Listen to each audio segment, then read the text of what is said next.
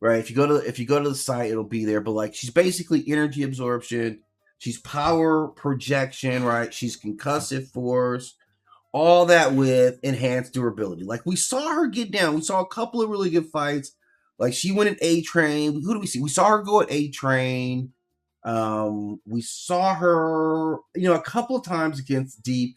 So both of them are enhanced power beings, right? And that's an odd pairing. Lightning and water. It was weird they put them on like a team up together. It was kind of weird. But overall, like this is a girl, like you see her as long as there's light around, she can get power. Like I kind of did a whole segment early breaking down her powers, but anything around her, street lights, buildings, electrical grids, generators, like vehicle electrical systems, all that stuff is fuel for Annie. She can take that, and the interesting aspect is that we see her growing stronger. It's her body converting it. So is she generating power? It looks like she may be amplifying power as she brings it in. Light projection, right? She can blast flash, concentrated beams, explosive bursts, area-wide illumination, right? She's really got a high output. So flash are enough to temporarily blind opponents and overwhelm normal beings. She can put people down pretty quickly. She doesn't go to this as much as she should. In combat, and now she can fly. Like, she's got flight on top of it. So what's the upper limits? Because we didn't even get flight in there. We got all her light projection, concussive force, and we've seen her just put people on the ground with her blows. Like, she can take blows, she can dish them out, she's got strength. Like, she's a full service hero, man. Like, I give Annie January props. Like, she's one of the more powerful. Like, we don't really get into ranking her, against the other characters, but I feel like she can hold her own, man. Like, A-Train's a problem because of speed. Like, they got some dope characters. I think Maeve's strength makes her a problem. A-Train's speed makes him a problem. Like, the Deep doesn't really use his powers the right way, but Annie, she's up there, man. I give Annie a lot of props as far as like what she can get. She's got enhanced bone density, all that stuff, man.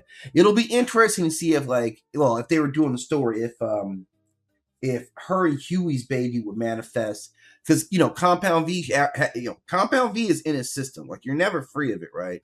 It is a part of you. Like, it manifests and changes in your DNA, so that information at least is still there, right? So that's kind of where I look at them as like, yeah, what would be with that next generation kid? It could be really, really, really weird, right? Okay, so I wanted to compare Starlight to a couple other characters because she ain't new. Like, this isn't the first character that we've seen manifest light powers like this. And it's funny, like, the first character that I thought of when I saw it was the Dazzler, right? Like, I remember the Dazzler. Like, Dazzler was probably, let's see, Dazzler was probably, I don't know, man. I don't know if I'm embarrassed to say it, but I had a brief Dazzler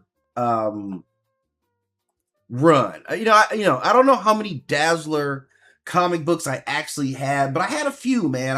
I gotta be honest with you guys. I had a couple of Dazzler comic books that I bought in my old collection. But at the time, it was kind of crucial. Like, she was doing some stuff. You got other Lincolns with other comic books, so I had to. Like, I was forced to get some Dazzler.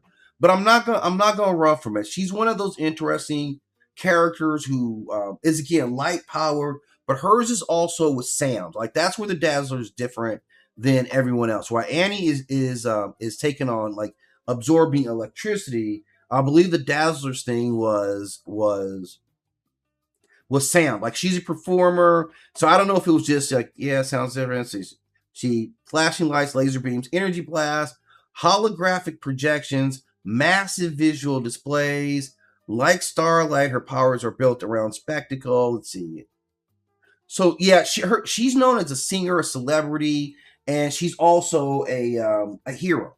So that like, Dazzler was doing her performance, like, that was she was all about, right? She wasn't just like, oh, by the way, I sing. That was her whole thing, right? So she was a character, like, she would actually convert sound into light. That's a weird one there, though, right? Like, I always kind of felt like that was a weird connect between the powers. Like, why would you take, like, sound itself is a whole realm of abilities. I guess they made some link in it, and that's how she got tied in with Ulysses Claw. Oh, my back itches, man. That's how she got tied in with Ulysses Claw, who you would see in the Wakanda. Like, again, it's he's there because of vibraniums, like, what it does with sound. Like, it has some sound vibrational capabilities as well, right?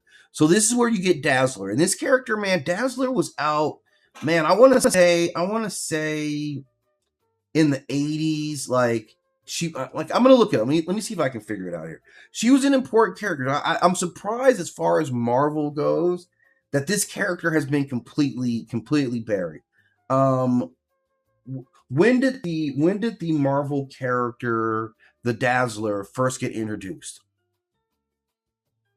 Because I think she's fully a mutant like this. So this is one of the kind of early mutant characters. Let's see when she comes out timeline wise.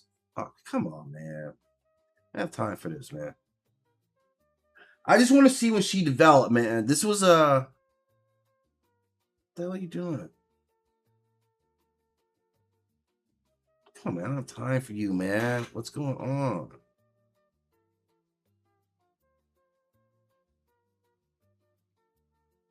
When did the mutant character, the Dazzler, first get introduced in Marvel Comics?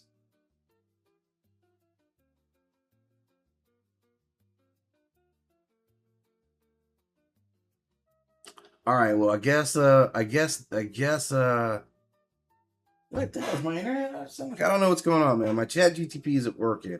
And I definitely just wanted to, like, get a little backstory. Let me see if I can find a little backstory on this character, though, man. I guess I'll have to go old school. Let's see.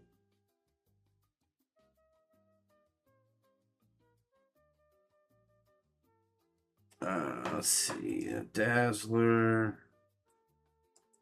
Marvel. Allison Blair. So this character first came out X-Men 130.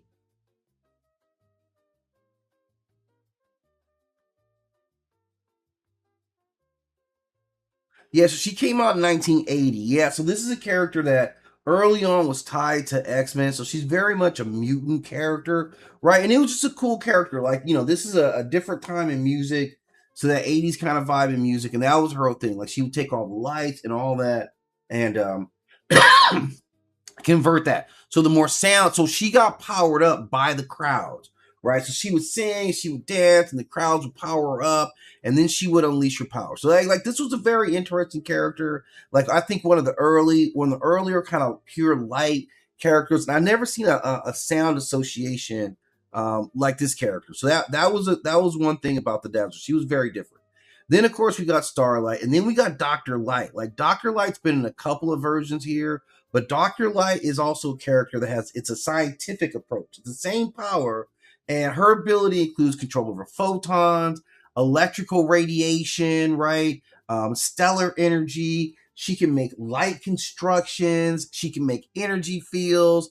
So it seems like it's a little bit broader interpretation from Starlight. So that's a very different thing, kind of similar. But how she got her powers, she controls it. So she has differences, okay? Starlight appears to do it through energy absorption, convert it into light, and then release it as a force.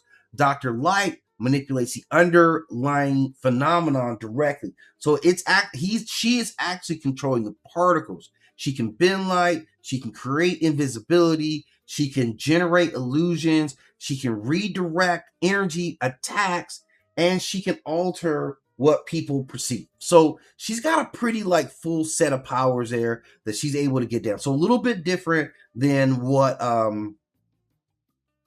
Starlight's abilities were. Starlight's abilities seem like they're a little bit more kind of organic. Whereas Dr. Light, like again, the scientist, you're controlling in a physics. You're taking more of a particle physics approach to it. That's how I would look at it if I had to define these two characters. I would definitely see that's the difference. Interesting to see which character would be more powerful and how these characters, like really evolve. Because another character, man, that's right there at the tippy top of all this.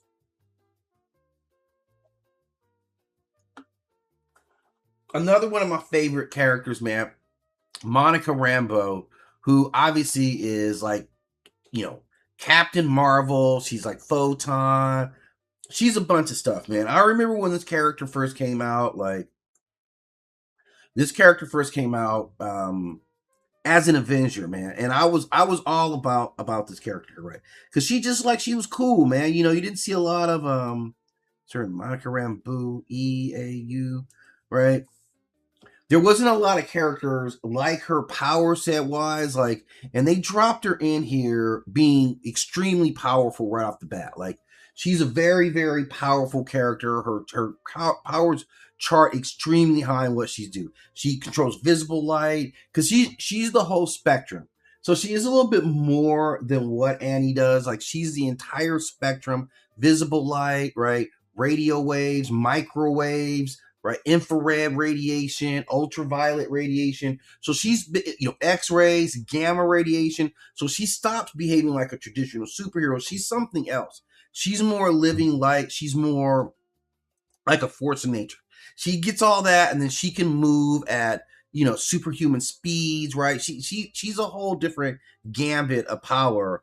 She can pass through matter, so she starts taking it in like whole different directions there, man. Like, as a character, she really does. Like, as a character, she's more of a like a cosmic, you know, really like a cosmic level character than anything else, right? So when we talk about her, you know, she's kind of she can transform into different forms of energy. Like, let me kind of like, man, I really want to dig into this character a little bit. This, like I said, this is one of my favorite characters when she joined the Avengers, and for her to join the Avengers and instantly, like, you're up there, man. You're hanging up there with the most powerful of the Avengers, and she steps into like a leadership role with the Avengers pretty quickly, man. Like, so that's how much respect they had for her. Is right off the bat, they're like, yeah, you're gonna be in management down here, and that's where they put her in at. So she had, you know, because she comes with the military training, right? We know that about her. I think she was like Air Force, I believe it was, with this character. But let's pull her up here, right? So, but her power, man, like she is next level power, man. She's actually next level. So she's a lot more powerful than, say, like a Starlight. Whether Starlight can get there, I don't know. But they're kind of manifesting. Seems like Monica's not absorbing it as much. She's kind of in tune with it. Like, biologically, she's a conduit herself for all types of energy. So I'm sure on a cosmic level, like, that's what she's doing, right? She's if Annie controls electromagnetic energy, right, rather than creating it, Monica represents like the final destination. She's the scale, like where Starlight draws power from batteries, lighting, electrical system. Monica effectively is becoming that energy herself. She's not just absorbing those energies. Monica Rambeau is those energies, right? Like, she can take on a purely energy form, like just a straight up pure energy form. So like, there's a bigger pattern here. We can kind of see all these characters are a little bit different. Dazzler is light as more performance, is what we get with her. Dr. Light is light as knowledge. Like, that's how Dr. Light is coming at it. Dr. Light's like, yeah, I understand the math, right? The particle physics that are underlying all this. That's where this character comes from. Monica Rambeau, she represents light as transcendence. Like, she has transcended her physical body. Starlight, I kind of feel like, sits right at the middle. She's kind of a component of all those pieces. So it's kind of a brilliant way to put together a character. Because like where she rides at, I think they gave her a lot of possibilities. She could get more powerful than this. We see her take some huge jumps in her power set. You know, even in these stages, we see her, like, as she's going through the show, we see her get more and more powerful. Where by the end of it, like, she's just blasting off and flying like it isn't, like it's